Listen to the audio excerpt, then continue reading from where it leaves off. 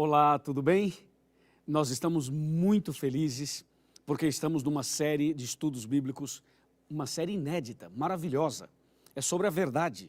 E hoje o tema, a verdade bíblica sobre o plano da salvação. Prepare o seu coração. Já estou com a minha Bíblia aberta aqui e eu espero que a sua também esteja aberta. E o primeiro texto de hoje está em João 3, verso 16, que diz assim: porque Deus amou ao mundo de tal maneira que deu seu Filho unigênito, para que todo o que nele crê não pereça, mas tenha a vida eterna. Que texto doce, não é? Que texto maravilhoso. Ele fala do amor de Deus e da salvação. Agora, para você entender melhor esse verso que eu acabei de ler, é importante saber por que a Bíblia fala em plano de salvação. Você sabe que só existe salvação porque existe a perdição. Ou seja, uma pessoa só poderá ser salva se estiver perdida. Então, antes de você entender o plano da salvação, é preciso reconhecer que você é pecador.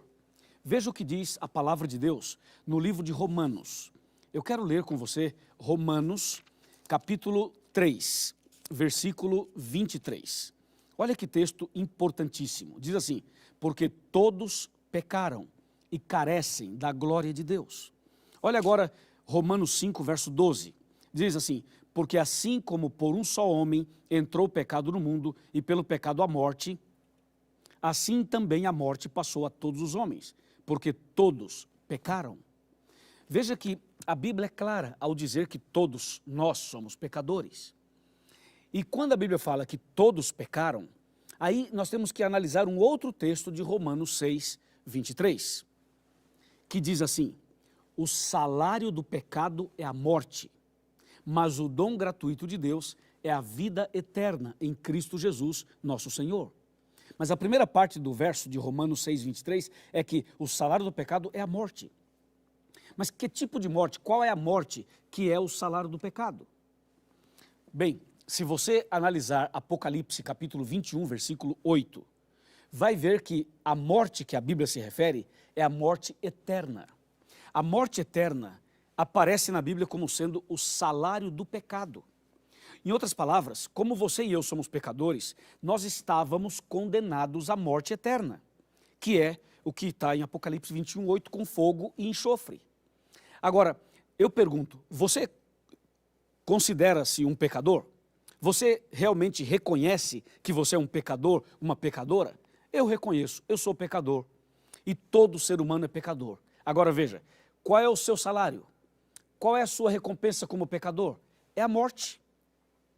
E estou falando de morte eterna. Agora vem a pergunta, você quer morrer eternamente? Pergunta para mim se eu quero morrer eternamente. E a resposta é não. A sua também é não. Ninguém quer morrer eternamente. Ninguém quer morrer de maneira nenhuma. Então aí é que vem a intervenção, a ação, a obra, a manifestação de Deus. Então Deus entra em ação para salvar você, para resgatar você da morte eterna. E só havia uma maneira de salvar o ser humano da morte eterna. A única maneira era Deus tornar-se homem e morrer em nosso lugar. Por quê? Porque o pecado nos trouxe uma dívida. E essa dívida era impagável, nenhuma pessoa poderia pagar essa dívida.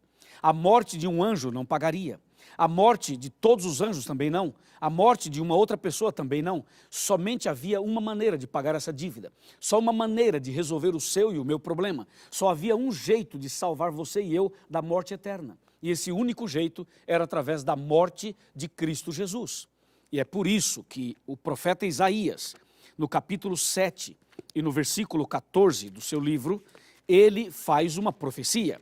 E essa profecia anuncia a primeira vinda de Jesus. É o que diz a Bíblia assim, eu vou ler. Isaías, capítulo 7, versículo 14. Portanto, o Senhor mesmo vos dará um sinal. Eis que a virgem conceberá e dará à luz um filho, e lhe chamará Emanuel. Veja que a profecia 700 anos antes do nascimento de Jesus já avisava. Jesus vai nascer através de uma virgem. E Jesus então deixou o céu e veio aqui. Olha que espetacular. Veio aqui, nasceu e tornou-se um de nós. Deus conosco. E aqui Jesus passou pelo que eu passo e pelo que você passa. Ele sentiu o que a gente sente. Ele viveu o drama da humanidade. E ele pôde vivenciar na prática aquilo que a gente vive e vivencia todos os dias. E ele veio com um propósito, hein? Ele veio para morrer em seu lugar e para salvar você. Por isso que naquele dia ele foi até o Getsêmani. E ali ele foi traído e foi entregue aos homens, aos soldados. Foi ali no Getsêmani que Jesus fez uma oração que chamou a atenção do céu inteiro. Ou seja, todo o céu olhou para Jesus no Getsêmani. O inferno também. Foi no momento em que Jesus, ali no Getsêmani, orou e disse: Pai, se for possível salvar o mundo sem que eu tenha que morrer, salva, Pai. Jesus disse: se for possível, passa de mim esse cálice. Quando Jesus disse isso, o universo inteiro tremeu, porque Jesus poderia retroceder, poderia desistir. Só que Jesus não parou a oração aí. Jesus continuou dizendo: Pai, todavia, não faça a minha vontade, sim a tua. E foi aí que Deus disse: Filho, não tem outro jeito de salvar as pessoas sem que você morra. E Jesus disse: eu estou disposto a ir até a cruz. E Jesus foi até a cruz. Que momento dramático. É uma mistura de amor, sofrimento, lágrimas, sangue. Quantas coisas aconteceram. Jesus foi preso, julgado, condenado. Colocaram uma coroa de espinhos na sua cabeça. Colocaram uma cruz nas costas dele. Jesus começou a andar pela via dolorosa. E Jesus foi até o Monte do Calvário. E lá ele foi crucificado entre dois ladrões. À direita de Jesus havia um ladrão, à esquerda havia outro. O ladrão da direita se arrependeu ao ver Jesus morrendo para salvar a humanidade. E o ladrão da esquerda continuou blasfemando. Então, naquela cruz, na cruz de Jesus, Jesus morria pelos pecados de todo mundo. Jesus estava morrendo para salvar a mim e a você. Mas a cruz da direita daquele ladrão mostra que um homem estava morrendo para o pecado, estava aceitando Jesus, estava entregando a vida no último minuto. E do lado esquerdo, um homem morria no pecado, morria perdido. Meu amigo, a morte de Jesus na cruz é uma chance de salvação para todo mundo. Algumas pessoas aceitam Jesus, outras pessoas não aceitam. Algumas pessoas se entregam, outras pessoas rejeitam. Eu sei disso, mas não importa. O importante é que a palavra de Deus seja ensinada, é que o plano da salvação seja compreendido, para que você compreenda e tome a sua decisão. Eu sei que nem todos serão salvos, mas eu tenho que pregar para todos. Eu sei também que Jesus tem um propósito na sua vida. Por isso Jesus morreu na cruz, por isso ele se entregou naquela cruz. Quando Jesus abriu os braços, sangrando, sofrendo, agonizante, e disse aquela frase: está consumado. Quando Jesus disse está consumado, Jesus estava dizendo o seguinte: está pago, está resolvido o problema. O ser humano pode voltar para o céu, o ser humano pode ter a vida eterna, o ser humano pode ser salvo. Jesus pagou a dívida, Jesus resolveu o problema, Jesus abriu as portas do cativeiro, Jesus então pagou aquilo que se exigia que fosse pago. Ou seja, na verdade, Jesus na cruz nos deu o direito de ter a vida eterna. Não é lindo isso? Não é maravilhoso tudo isso? Com certeza é maravilhoso. Jesus amou você de tal maneira, como eu li no primeiro texto de hoje, Jesus amou você e a mim de tal maneira que se entregou na cruz. Ou seja, esse foi um amor que não tem explicação. Eu posso ficar aqui o dia inteiro falando, eu não consigo explicar, eu só sei dizer uma coisa, como diz Isaías 53, versos 3, 4, 5, 6 e 7, sabe o que diz lá? Diz assim, resumindo, Jesus diz que ele foi conduzido, levado como um cordeiro para o matadouro. Jesus foi crucificado, sacrificado, como se fazia com os cordeirinhos. E a Bíblia diz, ele não abriu a sua boca, porque ele sabia que esta era a única maneira, a única forma de salvar a humanidade. Você não sente no coração algo diferente? Você não sente o desejo de agradecer a Jesus por tudo que Ele fez? Eu tenho certeza que sim. Eu quero te falar um detalhezinho sobre esse assunto. E para isso eu quero sentar aqui na minha cadeira e quero conversar com você.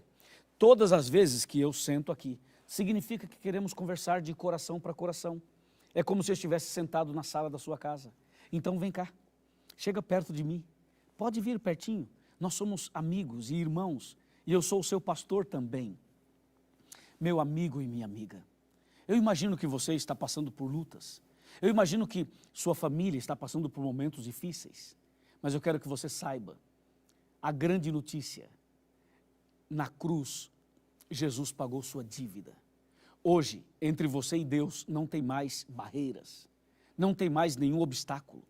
Hoje a porta foi aberta, o cativeiro foi aberto.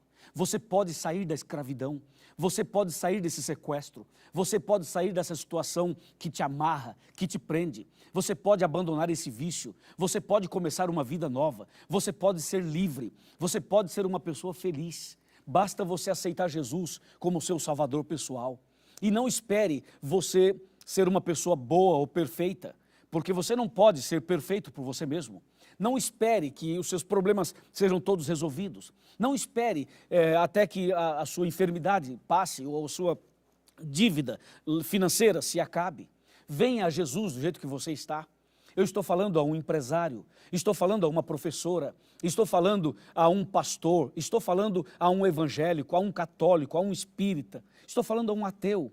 Estou falando a você, meu amigo, que trabalha como empregado, a você que é empregada doméstica, estou falando a você que talvez nunca estudou na vida, eu estou falando com você, Jesus ama você, olha aqui nos meus olhos, dá para olhar aqui nos meus olhos? Dá para olhar aqui nos meus olhos? Eu quero te falar, Jesus ama você, você é muito especial para Ele, por isso Ele morreu por você, por isso Ele se entregou por você, por isso Ele foi até a cruz por você. Então, não fique aí com a cabeça baixa, não fique aí desanimado, derrotado, não desista, por favor, não desista. Talvez eu esteja falando com alguém que já tentou o suicídio, ou alguém que tem esses pensamentos suicidas. Meu amigo e minha amiga, hoje é dia de salvação, hoje é dia de boas novas. Deus amou você de tal maneira que morreu na cruz por você, e depois ressuscitou por você, e agora intercede por você, e em breve voltará para buscar você. Eu aceitei Jesus na minha vida. Eu entreguei minha vida a Jesus. Você também deseja aceitar Jesus hoje? Deseja aceitar Jesus como seu salvador pessoal? Você quer entregar a sua vida completamente a Ele? Venha do jeito que você está. Ah, pastor, mas eu cometi um pecado agora mesmo. Venha do jeito que você está. Ah, pastor, mas eu já fiz coisas horríveis. Venha como você está. Jesus ama você. Jesus está disposto a abraçar você, a trocar suas vestes, a te dar uma nova chance. Jesus pode escrever sua história de novo. Ele pode dar a você uma nova chance. É hoje, é agora. Talvez a sua festa não tinha alegria. Talvez o seu combustível estava acabando. Talvez o seu rio estava secando. Mas hoje é dia de boas novas. Hoje é dia de recomeçar. Hoje é dia de paz, de esperança. Hoje é dia de salvação. Hoje a salvação entrou na sua casa. Aleluia! Diga glórias a Deus, porque a salvação chegou à sua casa. Louvado seja Deus. Parabéns. Aceite Jesus e ande com Ele. Eu quero fazer uma oração por você agora. Feche os seus olhos. Vamos orar e agradecer a Jesus. Ó Pai maravilhoso, louvado seja o Teu nome. Obrigado, Senhor, por essa salvação tão incrível. Obrigado porque Jesus morreu por nós. Nós aceitamos Jesus como Salvador pessoal e nós queremos agora dar nossa vida totalmente para o Senhor. Abençoa essa pessoa que ora comigo. Abençoa essa família inteira. Derrama a Tua graça sobre essa pessoa e que quando Jesus voltar, ela, ele e todos nós sejamos salvos. Em nome do nosso querido e maravilhoso Cristo Jesus. Amém.